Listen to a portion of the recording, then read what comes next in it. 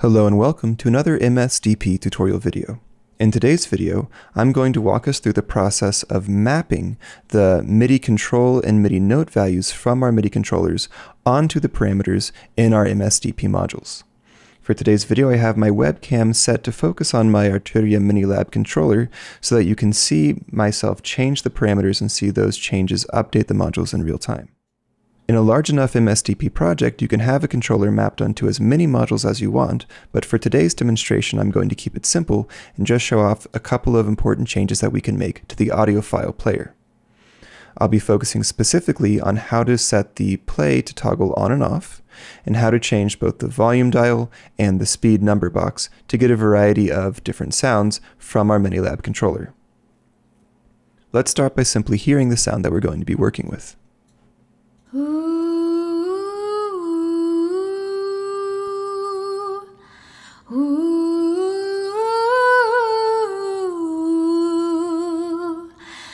If I want to control these parameters from my Minilab, I need to use the Controller Mapper module. This is where we set up all of our hardware to communicate with our other modules in our program. The Controller Mapper is accessed via the Data drop-down menu, and we can find it at the top of the Control section.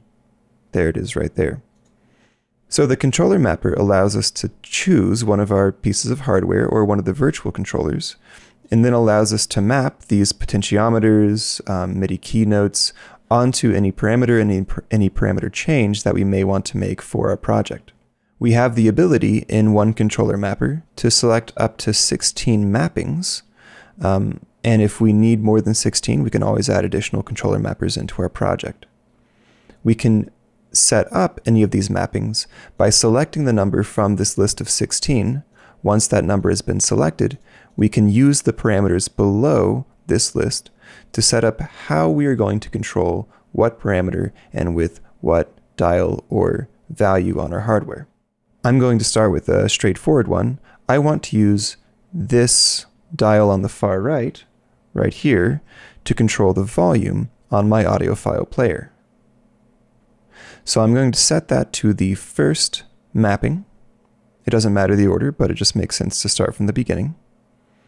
And I need to set the module ID, I need to find the parameter number for what I want to affect, and then I need to determine how I want to control that. And the best way to demonstrate this and to explain it is through just exploration. So let's set this first one up, and I'll talk it through as we go.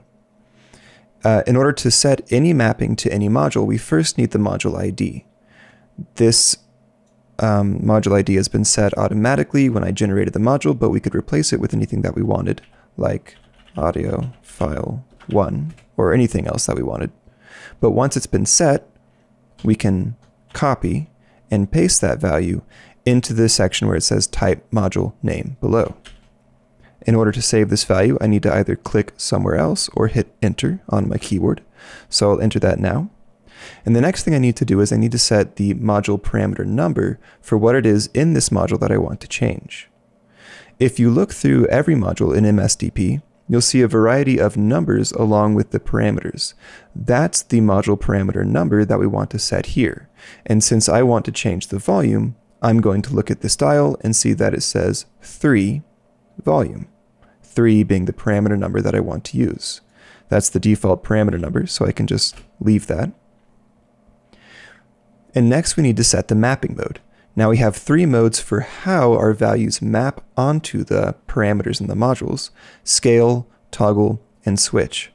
For any value that we want to control with a potentiometer, scale makes the most sense. We're going to scale the values that come in, the MIDI values, which range from 0 to 127, onto whatever output values we want this to be.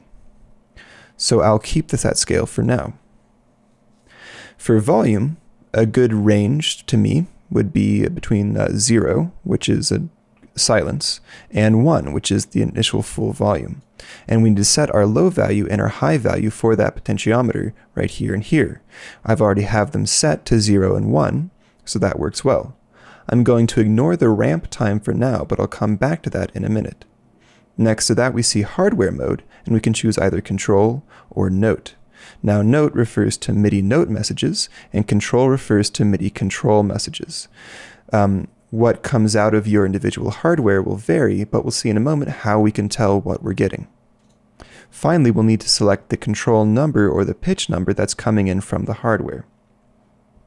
Now, like I said, I want to use this top potentiometer and set that to volume, but I'm not sure quite yet what control or pitch value that is, so I need to find that out. I'm going to go up to the top of the module, and I'm going to select the Arturia Minilab Mach 2 as my input. That'll make sure that I'm listening to this keyboard. And then, if I turn any of these dials, I can actually start to see in the active control section the control number for that parameter and the current value. Now, this display up at the top will also show us active key presses in the MIDI note number and MIDI velocity number section. So if I press a key here, we can see that's telling me that's MIDI note number 71. And if I press this note, it's telling me that's MIDI note 67. But it is important to know whether we're working with control values or note values. And for this first potentiometer, this is control number 75. So I'll set the control number to be 75. As soon as I've set that, I can begin to turn this dial, and I'll see that update in the module. Now we do have a hard set limitation that I've established. We can't go above 1 because I've set that as the max, and we can't go below 0 because I've set that as the minimum. But we could change that by changing the low and high values over here. So now if I hit play, we can hear that I have the ability to ramp that sound in and out. Okay, so another really fun parameter to play with in this module is simply the ability to turn on and off the playback of the music.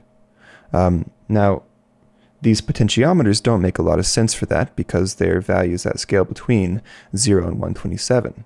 However, 2 of the potentiometers on this keyboard have the ability to be pressed in. If we do this now with the top note and look at the active control information in the module, we can see that that pressure is selected as active control number 113. When I release it, it spits out a value of 0, and when I press it down, it spits out a value of 127. So let's map active control number 13 to the start and stop parameter in the audio file player. I've already set the first mapping, so I need to set a new one if I don't want to override that dial. I will click on number 2 in our list, which shows us now the settings for the second mapping. We need to set this up just like we did the first one. I'll set the module ID to be audiophile 1 again. This time I want the parameter number to be number 4. And now I want to try a couple of the other mapping modes. I want to show off toggle and switch. Now, buttons that switch between a value of off and on work really nicely for our default low and high values, because a value of 0 implies an off setting, and a value of 1 implies an on setting, so that 0 and 1 low and high already works perfectly for any on and off toggles that we have in our module.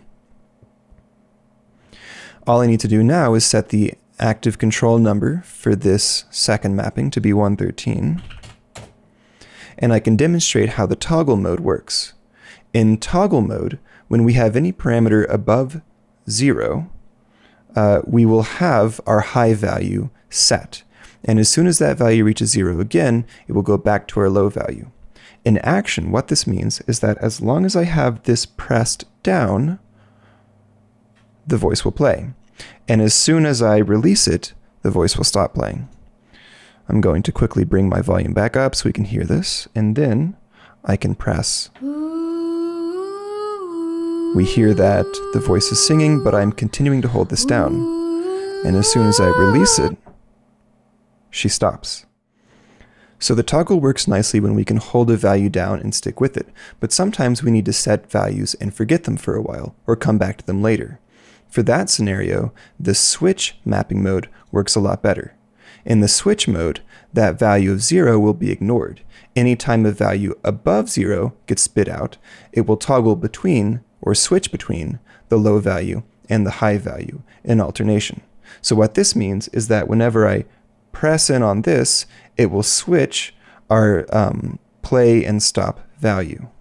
So let me demonstrate that now. I press the button, but I don't hold it down. And it begins. When I'm ready for it to end, I press it again, and it's done. So now we've gone over the 3 types of mappings that we have: scale, toggle, and switch. But I want to go back to scale for one more demonstration to show off the ramp time and how we can use that to change the output effect. For this final demonstration, I want to use this second dial right here to change the speed of playback in our audio file player. So I will make a third mapping now and set it to that bottom dial here. I can see that's active control number 72. So very quickly, put in the ID. This is parameter 8. We want to scale again because we have a range of values, and I'm going to set the scale between a value of -2 and +2.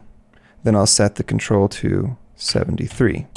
Now, the ramp time determines how long it takes for values to ramp from the previous number to the next number. So this will create a gliding effect. But I want to start with a ramp time of 0. What this means is that every value I set here will automatically be applied to the dial over here as soon as I set the control value to 72. So I'll set that going. I'll start this and then I'll demonstrate how that dial works.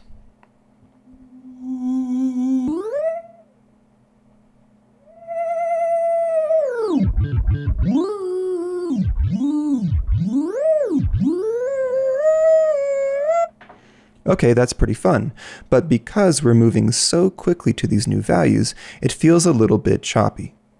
We can bring up the ramp time so that these values glide. Now, since we're turning a dial in real time, we don't need a very long ramp time. In fact, a ramp time of even 1 second, a ramp time of even 1 second would probably be too long for us. So what I'm going to set that to instead is a value of about 1/10 of a second. This adds just a little bit of smoothing out to the transitioning between values. So if I play this again and turn the dials again,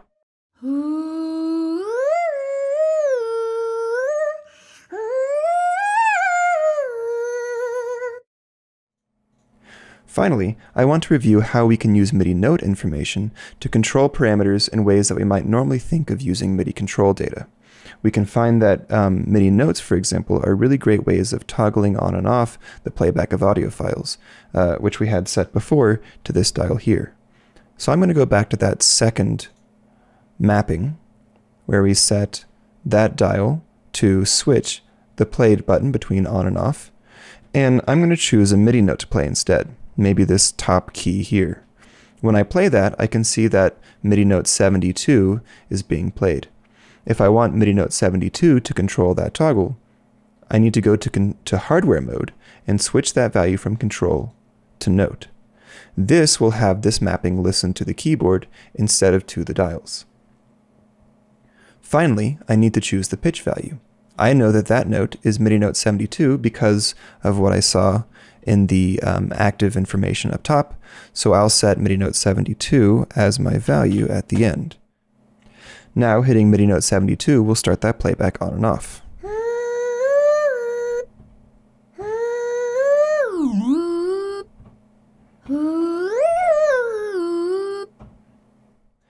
That covers the basics of using the controller mapper in MSDP. Remember that if we want to use multiple controllers, or if we need more than 16 mappings, we can load additional controller mappers into our project. Thank you for watching, and we'll be back soon with more tutorial videos.